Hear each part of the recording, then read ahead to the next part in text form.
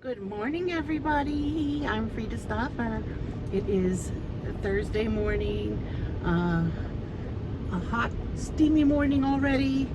I'm wearing the lightest fabric I can find, and I enjoy summer. And I'm starting the month off with a Raven ZZ plant. Month of June, beautiful summer. It's a Raven ZZ plant. I already have a regular green ZZ plant at home, and it's doing so well. I wanted a Raven one too. They don't need a lot of water. They're happy with very little sunshine, and in fact, they suffer if they get too much sun. Like some of these leaves are showing signs of having had too much sun even in that room they were in, which is like a greenhouse room at Home Depot. And I like this one especially because it's very full. Very full. I could divide it if I wanted to and have more than one. And I noticed that it has a really long shoot of new growth, and it has some little bitty shoots down here of new growth. So I wanted this one. I looked at several, and this was the one I wanted, simply for those two reasons. One, it's very full, and the other reason because it has new growth. Anytime I buy a plant from anywhere, I try to buy the ones with a lot of new growth, as full as possible in case I want to divide it.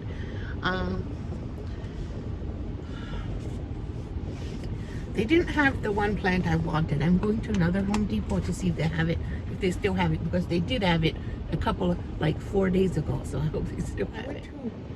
Another Home Depot, and I got another black rabbit foot fern. It was $9.98, but I have one at home, and I think it has root rot. I keep giving it peroxide mixed into its water, and it helps. Every time I water it with peroxide water, I see a burst of new growth on it. So I'm working on it, saving its life, but I wanted another one in case that one doesn't make it.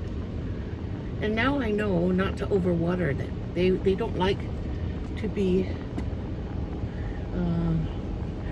watered so much. Plant is a philodendron, much like my Alice, but slightly different than Alice. I think the little spikes on the leaves, the little pointy parts, are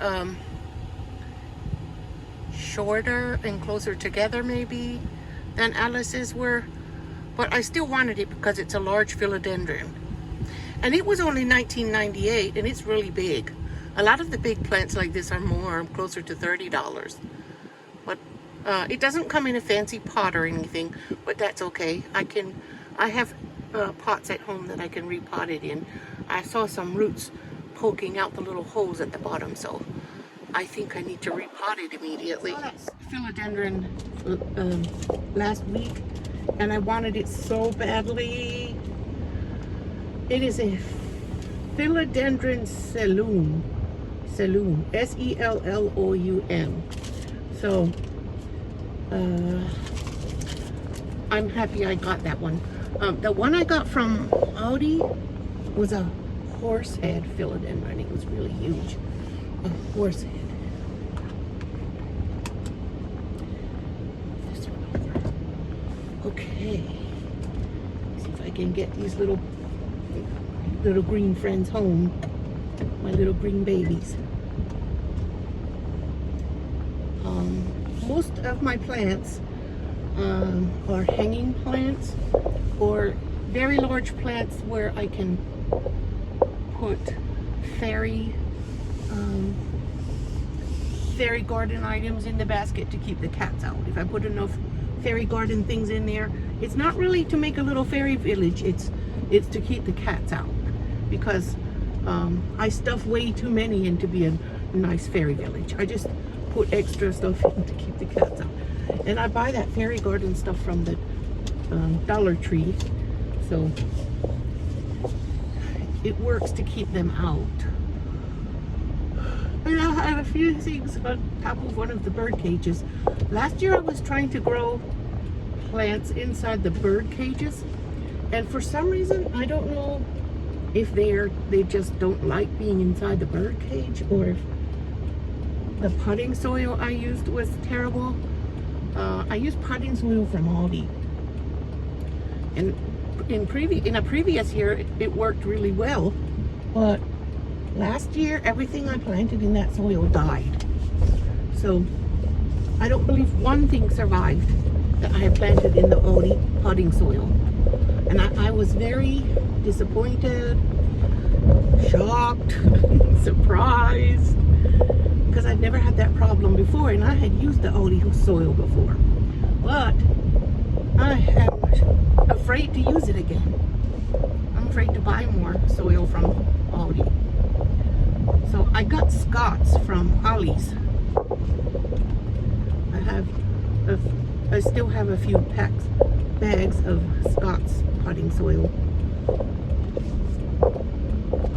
And I have a bag or two of Scott's garden soil too. The Aldi garden soil worked amazing, even when the potting soil didn't work out.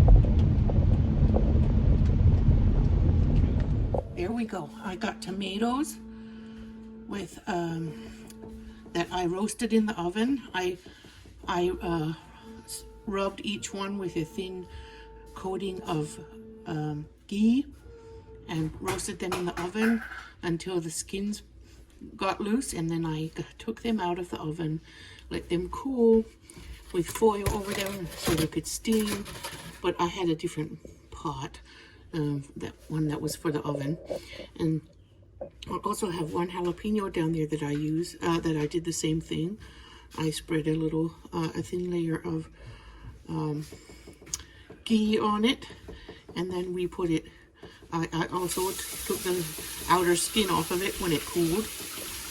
Now I have it in this pot together. I'm going to make chilaquiles with keto ingredients. I'm going to use keto tortillas that I had rubbed with a thin layer of ghee on the outside and cut it in eighths each one, and I put them in the air fryer until they got crispy. And now I'm going to continue with the sauce. The sauce has the tomatoes in. I'm going to put onion and garlic. I think I'll put about 2 garlics because I like a lot of garlic. And I don't care if I have extra sauce because I like that sauce. And I'm going to put the rest of this red chili from the Hatch Valley. That's good stuff. And I'm going to add that in because the sauce is supposed to be peppery. And I will show you what else I do as I go along. But for now, I have the tomatoes and jalapeno in there.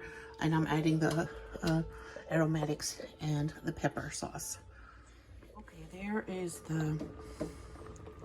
I put the red chili sauce, and I put my onion, half of the onion, and I put 3 garlic cloves. And I'm going to cook it on low, and I'm not going to cook it on super high. I don't want it to scorch or anything. And I'm thinking I probably need to add water. I can always reduce it. Okay, I put a little water in. I can easily reduce it if necessary. So I went out for a minute. I turned it very low. Didn't cook at all, but now I'm going to turn it up because I'm back. So I'm going to add some coarse sea salt. I added a little bit, but I tasted it and it wasn't enough, so I'm adding a little bit more. Don't want to overdo it though. Okay, cool. I'm going to put some cumin seeds in there.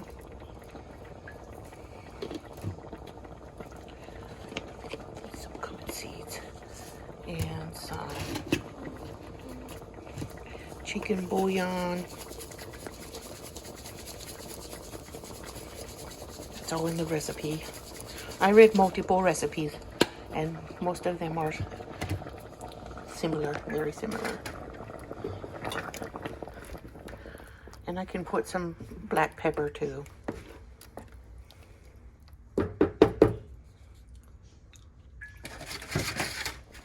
Okay, stir. Make sure the spices are stirred in very well. And I'm gonna cook it for a little while, and then I'm gonna pour it in my food processor and make it into a pulp. So I turned it off, and I'm going to let it cool, and then I will put it in my food processor to make a puree with the tomatoes that are in there. So I poured it into my poor old food processor. It's going to fall apart very soon, I think, but as long as it's still turning, I'm still going to use it. Okay, it's all nice and pulpy. Now I'm going to pour it back in to make it hot.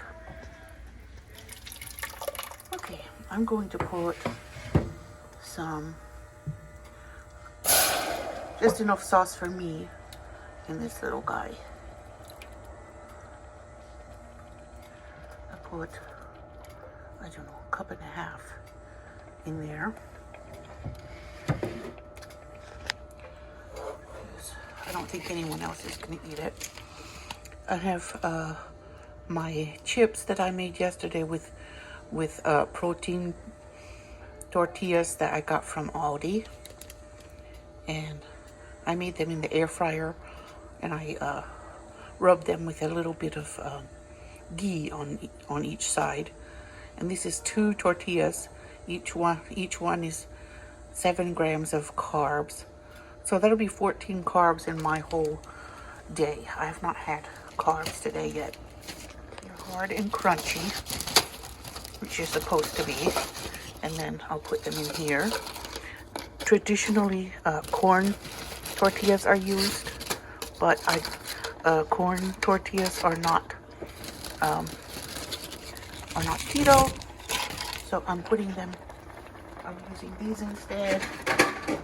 And I'm going to turn them around in the sauce so they can. I made the tortilla chips yesterday, and it says to cook them about 1 minute in the sauce. Okay. I guess this pot's a little bit small, but my other pot, my saucepan, the skillet has something in it. So I'm just going to use this little pot.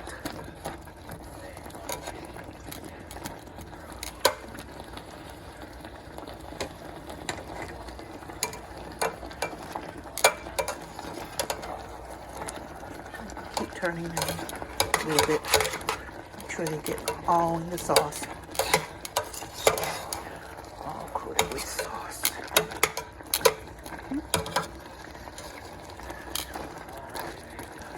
Chilaquiles. Chilaquiles. It's a Spanish food. It's usually eaten for breakfast.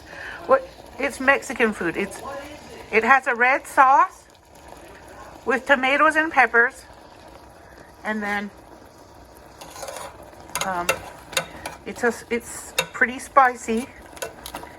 And I put my crunchy tortilla chips in it. And then you'll put cheese on top and an egg. You put, you fry your own chips because the ones from the store are too thin. If you want some, you can go to Aldi and buy a pack of. Alright, so now it's ready for cheese and an egg. This is the tortillas I used in case you want to see the package. I got those from Aldi. They have 7 grams of carbs per each one. And I don't have the cheese that they normally use, so I'm going to use plain goat cheese on top. And I already put white onion and the crema. I have crema. Okay. This is, I put the crema on it, and now I'm gonna make my egg. I put 2 eggs because keto, keto needs a lot of protein and fat. I can't wait to eat.